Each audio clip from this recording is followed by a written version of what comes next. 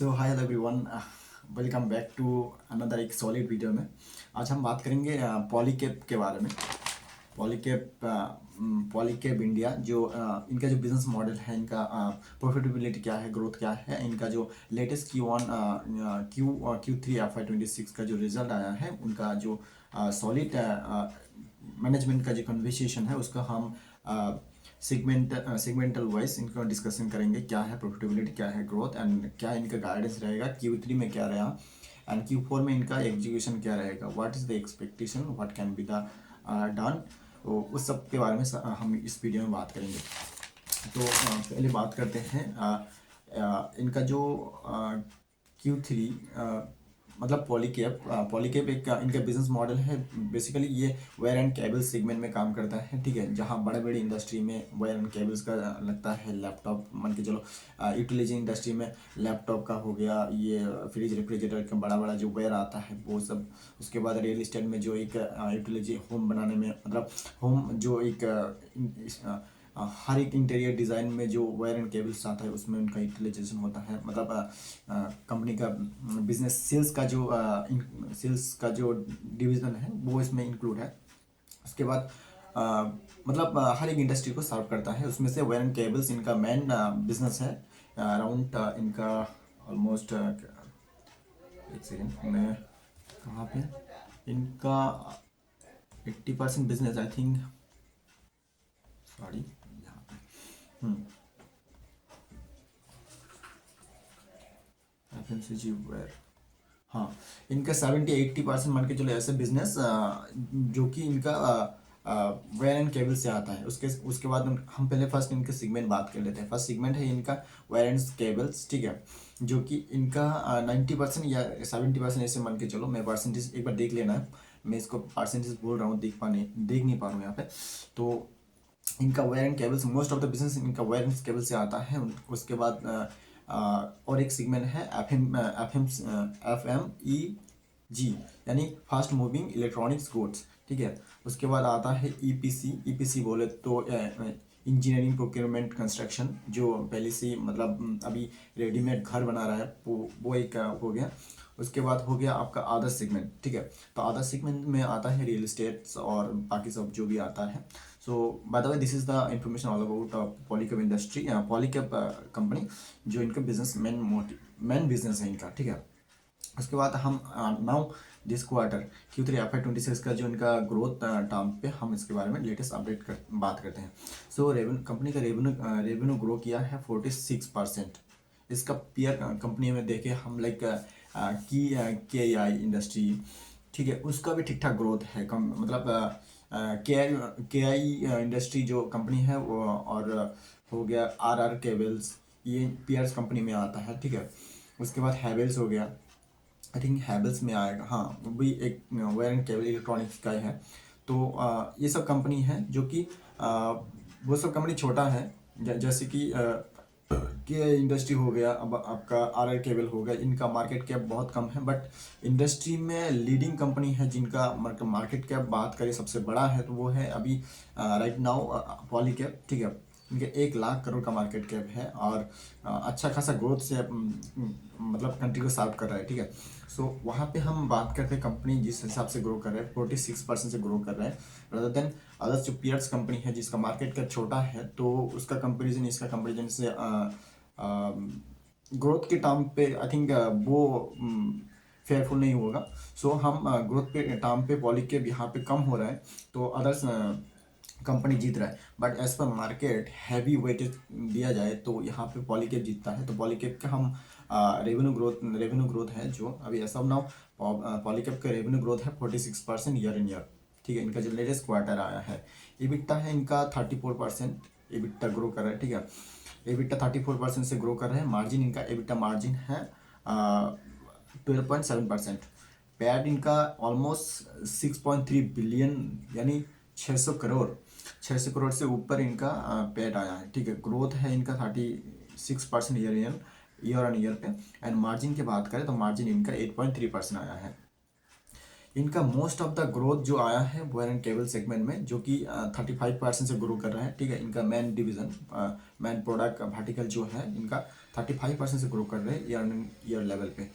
And इन्होंने guidance दिया Q4 should be another good result, क्योंकि कमिंग Q4 बेसिकली जनवरी फरवरी मार्च 3 quarter मिलकर होता है, जो कि एक अच्छा खासा पुश बैक है। मतलब यहाँ पे समर सीजन आने वाला है और यहाँ पे आपका इलेक्ट्रॉनिक का यूटिलाइजेशन ज़्यादा होता है, तो डिमांड ज़्यादा होता है यहाँ पे। This is a common sale. उसके बाद हम बात करते हैं जो कंट्रोल मैनेजमेंट में टॉक हुआ है। कैपेसिटी यूटिलाइजेशन अराउंड, कंपनी का जो कैपेसिटी यूटिलाइजेशन इन्वेंट्री है वो अराउंड 80% है। डिस्ट्रीब्यूटर वर्सेस इनका जो सेल्स डिवीज़न है, इनका ये सेल्स डिवीज़न को हम समराइज करें तो यहाँ पे सेल्स डिवीज़न दो तरीके से होता है। एक तो है इनका डिस्ट्रीब्यूटर सेल्स और एक होगा इंस्टीट्यूशनल सेल्स। तो डिस्ट्रीब्यूटर इंस्टीट्यूशनल का जो सेल्स है उनका रेशियो क्या होता है कंपनी का, तो उनका होता है 9:10, यानी डिस्ट्रीब्यूटर के द्वारा इनका 80 to 90% सेल्स होता है और 10% जो सेल होता है वो इंस्टीट्यूशनल द्वारा होता है। बट ऐसा ना, कंपनी का कहना है कि जो ग्रोथ के टर्म पे बात करें तो कंपनी कह रहा है कि अभी इनका डिस्ट्रीब्यूटर से इंस्टीट्यूशनल सेल्स ज़्यादा ग्रो कर रहे हैं ग्रोथ के टाइम पे।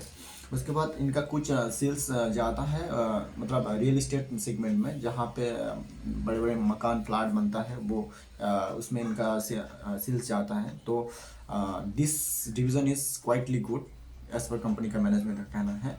उसके बाद हम अगर वायर एंड केबल्स का जो ग्रोथ है 40% है, ठीक है, 40% ग्रोथ है, 35 to 40%। इसको हम सेग्रीगेट करें तो कौन सा सेल्स कितना स्पीड से ग्रो कर रहा है।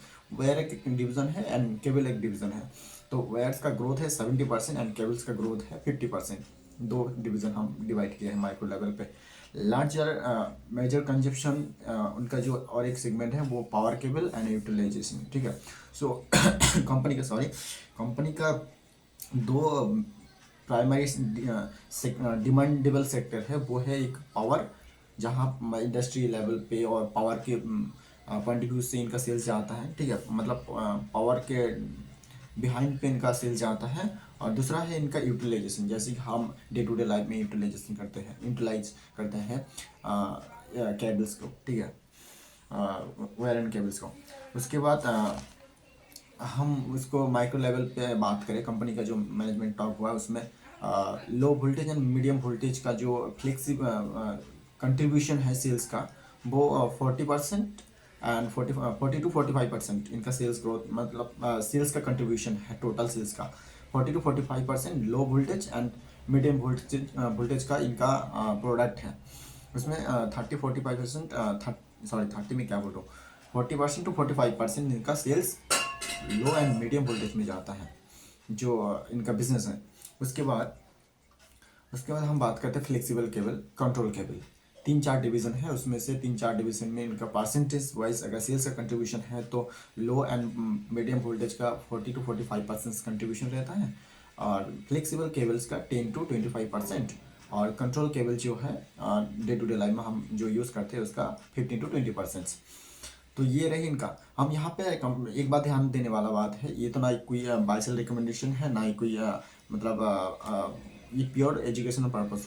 First of all it is motive to make the video alert awareness और fundamentally the business purpose. Okay, business का फंडामेंटली क्या है वो उसके बारे में जानने के लिए। सो हम बिज़नेस को अगर अच्छे से जानेंगे तो उसका जो बिज़नेस को जानेंगे तभी ना उसको उसमें इन्वेस्ट कर पाएंगे और अच्छा खासा प्रॉफिटेबिलिटी के नज़दीक जा सकते हैं हम। सो इनका जो एड्स B2C में कंपनी ने एड्स रन करता है तो इनका 3 to 5% एवरी ईयर इनका रन रेट पे जाता है, ठीक है। उसके बाद प्रॉफिटेबिलिटी की अगर बात करें तो इनका कहना है कि क्या हम क्वार्टर पे पिछले क्वार्टर Q2 to Q3 में इन्होंने डिक्लाइन किया, यानी 6% to 8% to 6% इन्होंने प्रॉफिटेबिलिटी मार्जिन पे पिछले Q2 में आई थिंक 6% था, सॉरी 8% था। अभी Q3 में इन्होंने 6% किया तो डिक्लाइन हुआ प्रॉफिटेबिलिटी मार्जिन पे। तो वहाँ पे गेटर कंपनी का कहना है कि they will be better margin in Q4, क्योंकि समर आ रहा है तो उनका पुश बैक हो सकता है। ये है इनका कहना है कंपनी का।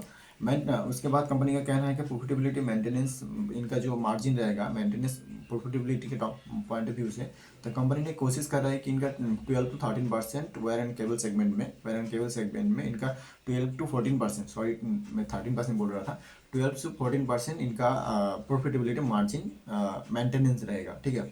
उसके बाद हाँ ऑब्वियसली कंपनी ये कह रहा है कि कंपनी का अगर कॉपर्स प्राइस है ना, कॉपर प्राइस अप हो रहा है, तो कॉपर्स मेनली इनका बिजनेस में कॉपर प्राइस बहुत हेल्प करता है। कॉपर इनका जो सेल्स, कॉपर जो इनका कमोडिटी प्राइस, ठीक है, कमोडिटी जो आता है कॉपर, वो बेसिकली इनका जो बिजनेस है कॉपर से, क्योंकि वायर एंड केबल्स में तो most of the wire and cables में कॉपर लगता है, तो वहाँ पे इनका कॉपर वो थोड़ा इम्पेक्ट करता है।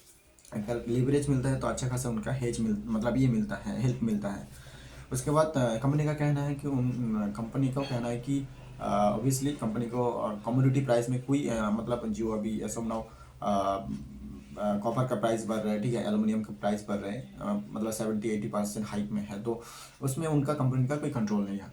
उसके बाद कहना है कि इनका जो और एक डिवीज़न है एफ एम ई जी, तो वहाँ पे इनका सोलर सेगमेंट में लार्जेस्ट प्रॉफिटेबिलिटी है, तो बिकॉज ऑफ सोलर, क्योंकि सोलर में अभी गवर्नमेंट पुश कर रहा है।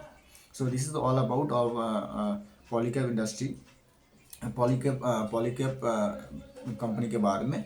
हम कंपनी को मैं इस कंपनी को फर्स्ट क्वार्टर से अभी ट्रैक कर रहा हूँ, तो हम इसको फर्दर हम क्वार्टर ट्रैक करते रहेंगे और देखेंगे कि आगे क्वार्टर क्या करते हैं company. So this is all about rough information, raw form में, तो हम कंपनी को ट्रैक करेंगे। फर्दर हम अगले क्वार्टर में इसको पोस्ट करने की कोशिश करेंगे क्या प्रॉफिटेबिलिटी है। Thank you so much. तब तक till investing, keep investing, happy journey.